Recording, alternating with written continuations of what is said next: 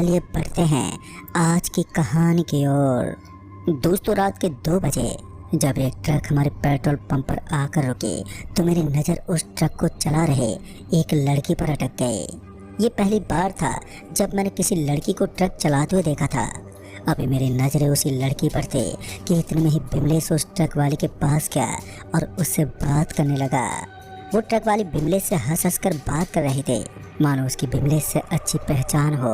साथ ही वो ट्रक वाले बीच बीच में मेरी तरफ भी देखे जा रहे थे। खैर, कुछ देर के बाद तो ट्रक वाले बिना ट्रक में डीजल भरवाए वहां से चले गए। और उस ट्रक वाले के जाने के बाद जब मैंने बिमलेश से पूछा कि वो लड़की कौन थे, तो बिमलेश ने कहा, मुझे क्या पता वो कौन थे, और ये बोलकर वो चला गया। खैर, मैंने भी बिमलेश से ज़्यादा पूछताछ करना ठीक नहीं समझा और फिर मैं चुपचाप अपने काम में लग गया। फिर अगली रात में जब ड्यूटी पर आया तो मैंने देखा कि बिमलेश ड्यूटी पर नहीं आया है। फिर जब अगले 3-4 दिनों तक बिमलेश ड्यूटी पर नहीं आया तो मैंने अपने मैनेजर से बिमलेश के बारे में पूछा तो मैनेजर ने कहा बिमलेश ने काम छोड़ दिया है। ये बात सुनकर मुझे बहुत ही अजीब सा लगा। आखिर बिमलेश ने अचानक ये काम क्यों छोड़ दिया भला। खैर, फिर कुछ ही दिनों में मेरे दिमाग से बिमलेश की बात गुम हो गई और मैं अपने काम में बिजी हो गया। और फिर एक ऐसी रात जब मैं पेट्रोल पंप पर काम कर रहा था कि तभी एक ट्रक पेट्रोल पंप पर आकर रुके। फिर जब मेरी नज़र उस ट्रक पर गई तो मैंने देखा कि ये तो वही ट्रक वाले थे जो कि उस रात बिना डीजल भरवाए यहाँ से लौट गए थे। और वो ट्रक वाले आज भी पिछली बार की ही तरह ही हंस हंस कर बात कर रहे थे। फ़र्क बस इतना था कि इस बार बिमलेश की जगह विनोद था। पता नहीं क्यों मुझे वो ट्रक वाले कुछ ठीक नहीं लग रहे थे। फिर उस ट्रक वाले के जाने के बाद विनोद खिलखिलाते हुए मेरे पास आया और बोला, भाई ऐसे मत देख, तेरे होने वाली भाभी थी वो। इतना बोलकर वो अंदर केबिन में चला गया और मैं भी अपने काम में लग गया। फिर जब मैं अगली रात ड्यूटी पर आया तो मैंने पाया कि आज विनोद नहीं आया है। विनोद को वहाँ पर ना देखकर मेरे मन में अजीब से विचार आने लगे। मैं तुरंत ही मैनेजर के पास गया और जब मैनेजर से विनोद के बारे में पूछा तो उसने कहा कि उसे बुखार है, इसलिए वो आज नहीं आया। दोस्तों, ये जानने के बाद मुझे लगा कि मैं बेकार में ही परेशान हो रहा था। मन की संतुष्टि करने के बाद मैं अपने काम में लग गया। और ऐसे ही जब कुछ दिन बीत गए तो मुझे विनोद का ख्याल आया, क्योंकि वो अभी तक काम पर नहीं लौटा था। फिर जब मैंने मैनेजर से विनोद के बारे में पूछताछ की तो मुझे पता चला कि विनोद ने भी काम छोड़ दिया है। पहले बिमलेश और अब विनोद का अचानक ही काम छोड़ देना मुझे कुछ ठीक नहीं लग रहा था। कुछ तो बात थी जो मेरे दिमाग में अब उथल पुथल मचा रहे थे। लिहाजा मैंने बिमलेश और विनोद के घर जाने का फैसला किया और जैसे मुझे छुट्टी मिली कि मैं सबसे पहले बिमलेश के घर के लिए निकला। वैसे तो मुझे बिमलेश के घर का पता नहीं मालूम था, पर इतना पता था कि वो मंगोलपुरी के दूध वाली गली में रहता है। और फिर जब मैं पूछते पाछते मंगोलपुरी के दूध वाली गली में पहुंचा तो वहाँ के लोगों से पता चला कि एक रात जब वो काम से लौटा था तो वो अचानक ही पागलों की तरह हरकतें करने लगा और फिर कुछ ही दिनों के बाद वो कहीं पर चला गया, जिसके बाद से अब तक उसका कोई पता नहीं है। उसके घर वाले भी यहाँ से अपने गांव चले गए हैं। अब बिमलेश के बारे में ये जानने के बाद मेरा शक और भी गहराने लगा।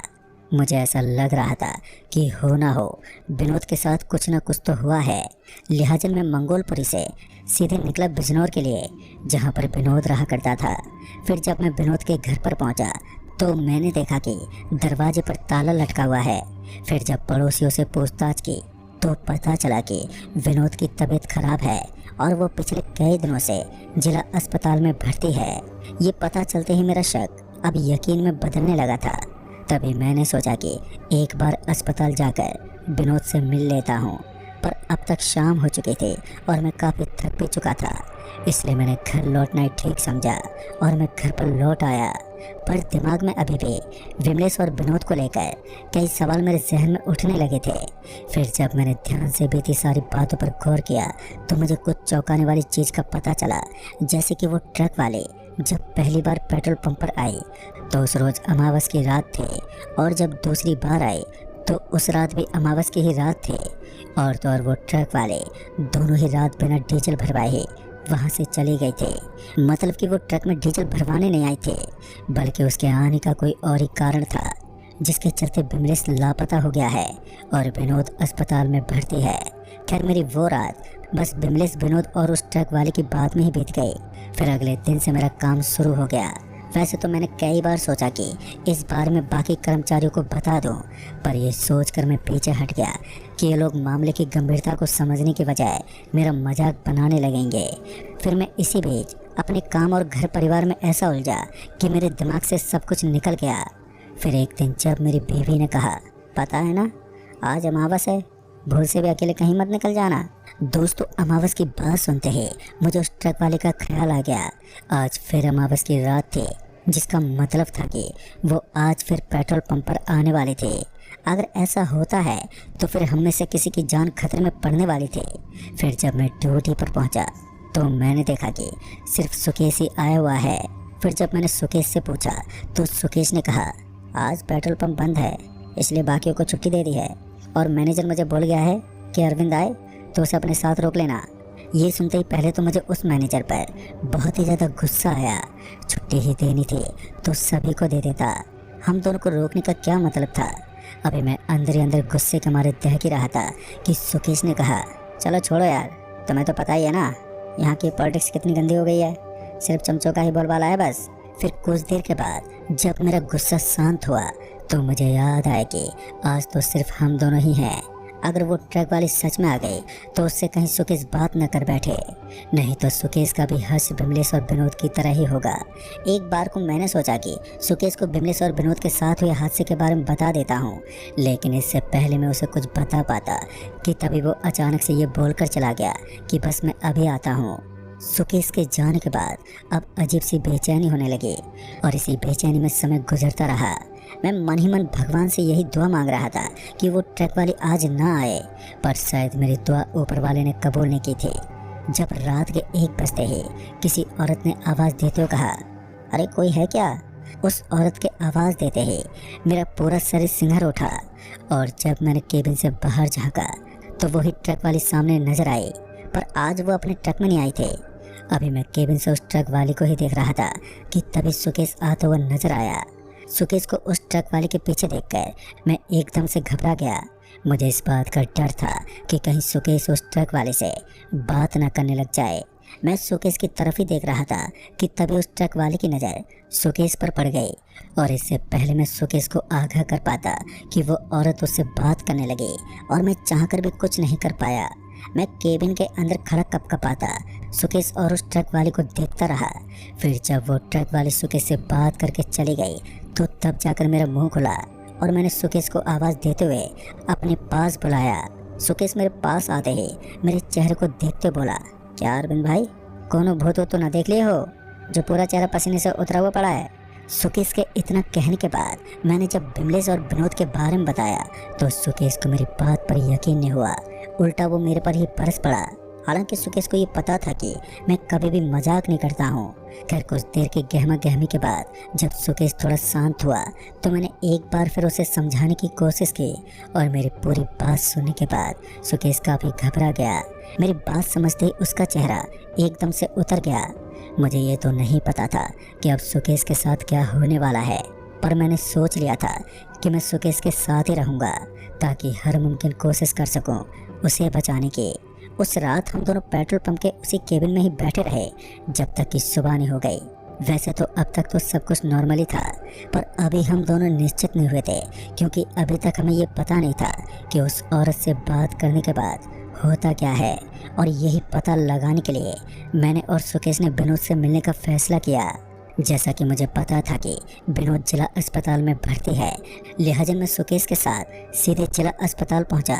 और जब हम दोनों वहां विनोद से मिले तो विनोद की हालत देखकर हम दंग रह गए। दरअसल विनोद इस कदर कमज़ोर हो चुका था कि उसे पहचानना भी बहुत मुश्किल हो गया था। उसके शरीर का पूरा मांस गल चुका था और चमड़ी लटक चुकी थी। उसका जबड़ा भी टेढ़ा हो गया था, जिस वजह से वह अपना मुंह नहीं खोल पा रहा था और आंखें इतनी अंदर की तरफ धंस गई थी कि ये भी पता नहीं चल पा रहा था कि उसकी आंखें हैं भी या नहीं। विनोद का ये हाल देखकर तो सुकेश के हाथ पैर उसी वक्त फूलने लगे थे। मैं सुकेश की मनोदशा अच्छे से समझ सकता था, पर अब ये समझ में नहीं आ रहा था कि उस ट्रक वाले के बारे में कैसे पता लगाएं। विनोद जिससे हमारी उम्मीद बंधी थी वो अब एक जिंदा लाश में तब्दील हो गया था। ऐसे में हम दोनों फिर से उसी मोड़ पर आकर खड़े हो गए थे जहाँ पर सिर्फ डर और खौफ के अलावा कुछ दिखाई नहीं दे रहा था। विनोद को देखने के बाद सुकेश और मैं बड़ी ही मायूसी के साथ अस्पताल से बाहर निकले। अभी हम दोनों अस्पताल से बाहर ही आए थे कि तभी किसी ने हमें आवाज़ देते हुए रुकने को कहा और जब हम दोनों रुके तो सामने एक आदमी खड़ा था जो अस्पताल वाली ड्रेस पहने हुए था। हमारे रुकते ही वो आदमी हमारे पास आया और बोला, तुम दोनों उस मरीज के कौन लगते हो जिसे देखने आए थे? जिस पर मैंने कहा, वो हमारे साथ पेट्रोल पंप पर काम करता था पर एक दिन उसने अचानक ही काम छोड़ दिया और पूछताछ की तो पता चला कि वो बीमार है, इसीलिए हम दोनों विनोद को देखने चले आए। मेरे इतना कहते ही उस आदमी ने कहा, वो बीमार नहीं है, उसे कुछ ऐसा हुआ है जो डॉक्टर के बस से बाहर है। वो हर रात 1 बजे बात करने लगता है और सुबह होते ही खामोश हो जाता है। ये सुनते मैंने उस आदमी से पूछा, विनोद क्या और कौन सी बात करता है? इस पर वो आदमी बोला, वैसे तो कुछ साफ साफ समझ में नहीं आता पर शायद वो किसी ट्रक और औरत की बात करता है। उस आदमी की ये बात सुनकर मैं कुछ सोच में पड़ गया और फिर कुछ सोचने के बाद मैंने कहा, क्या हम रात को विनोद से उस वक्त मिल सकते हैं जब वो बड़बड़ाता है? मेरे इतना कहते ही उस आदमी ने कहा, हाँ मिल सकते हो, पर तुम में से सिर्फ एक ही जना मिल सकता है। तुम दोनों में से जिसे भी मिलना है वो रात के 12 बजे अस्पताल के मोर्चरी घर के पास मिलना। और ये बोलकर वो आदमी वहाँ से चला गया और हम दोनों वहाँ से घर लौट आए। क्योंकि सुकेश अब तक काफ़ी हताश हो चुका था इसलिए मैंने उसे अपने साथ अपने घर ले आया। अब हम दोनों घर तो लौट आए थे पर हम दोनों के दिमाग में सिर्फ उस ट्रक वाले का ही चेहरा घूम रहा था कि आखिर कौन है वो और वो क्या करती है उन लोगों के साथ जो उससे हंसकर बात कर लेता है। इसी सोच विचार में सूरज ढल गया। अच्छी बात यह थी कि सुकेश अभी तक ठीक ठाक ही था। फिर इसी बीच सुकेश को घर से फ़ोन आ गया जिसके चलते उसे अपने घर जाना पड़ा। सुकेश के जाने के बाद मैं वेट करने लगा अब रात के 12 बजने का, क्योंकि अब शायद विनोद ही एकमात्र जो हमारी थोड़ी बहुत मदद कर सकता था। फिर जब रात के 12 बजे तो मैं उस आदमी के कहे अनुसार अस्पताल के मोर्चरी हाउस पहुंचा तो उस मोर्चरी हाउस के आसपास सिर्फ सन्नाटे और अंधेरे के अलावा कुछ भी नहीं था। मैं अभी उस आदमी के आने का वेट ही कर रहा था कि तभी पीछे से किसी ने कहा, कौन हो तुम और क्या कर रहे हो यहाँ पर? फिर जब मैंने पीछे पलटकर देखा तो मैंने पाया कि मेरे पीछे हाथों में डंडा लिए एक आदमी खड़ा है। अभी मैं उसको कोई जवाब देता कि तभी वो आदमी वहाँ पर आ गया जिसका मैं वेट कर रहा था। वो आदमी आते ही बोला, ये मेरे साथ है, और ये बोलकर वो मुझे अपने साथ अपने वार्ड में ले गया। फिर जैसे 1 बजने को हुए तो वो मुझे विनोद के पास ले गया और जब मैं विनोद के पास पहुंचा तो मैंने देखा कि वो अपने बेड पर बैठा हुआ है और कुछ बड़बड़ाए जा रहा था। फिर जब मैंने उसे आवाज़ देते बोला, विनोद भाई मुझे पहचाना? मैंने अभी इतना ही कहा था कि विनोद अचानक ही हंसने लगा। उसकी हंसी इतनी डरावनी थी कि मैं तुरंत ही कुछ कदम पीछे हट पड़ा। मेरे पीछे हटते विनोद बोला, सुकेश वो अपने साथ ले जाएगी तो कुछ नहीं कर पाएगा। विनोद के इतना कहते ही मैं उसके सामने अपने दोनों हाथ जोड़ते बोला, मुझे पता है इसलिए तुम्हारे पास आया हूँ, क्योंकि मुझे अच्छे से मालूम है कि एक तुम ही उस ट्रक वाले से बचने का राज जानते हो। मेरे इतना कहते ही विनोद ने कहा, मुझे उस ट्रक वाले ने छोड़ा नहीं है बल्कि मुझे तड़पा रही है। मेरी आत्मा ये शरीर छोड़ने के लिए छटपटा रही है पर वो मुझे इतनी आसान मौत नहीं देना चाहती। मैं ऐसे ही सड़ सड़कर आहिस्ते आहिस्ते मरूंगा और यही मौत चुनी है उसने मेरे लिए। और सुकेश भी ऐसे ही मौत मरने वाला है, पर तुम चाहो तो उसे बचाने की एक कोशिश कर सकते हो, पर ध्यान रहे सिर्फ एक कोशिश, क्योंकि दूसरी कोशिश में तुम भी लपेटे में आ जाओगे।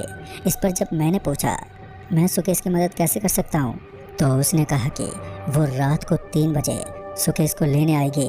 तुम बस किसी तरह सुकेश को उसके ट्रक में बैठने मत देना। वो एक बार उस ट्रक में बैठा तो फिर कभी वापस नहीं आएगा। उसकी बोलते ही मैंने अपनी घड़ी देखी जिसमें अभी रात के 1:30 बज रहे थे, मतलब कि अभी मेरे पास 1.5 घंटा था सुकेश को इस बारे में बताने के लिए। मैं तुरंत ही अस्पताल से बाहर निकलकर जब 2 बजे के करीब सुकेश के घर पहुंचा तो उसके घर के सामने भीड़ लगी थी। सुकेश की माँ और उसकी बहन रो रही थी। सुकेश के पिताजी की गर्दन उल्टी हुई पड़ी थी, मगर जब मैंने पूछताछ की तो मुझे पता चला कि सुकेश अचानक ही हिंसक हो गया था।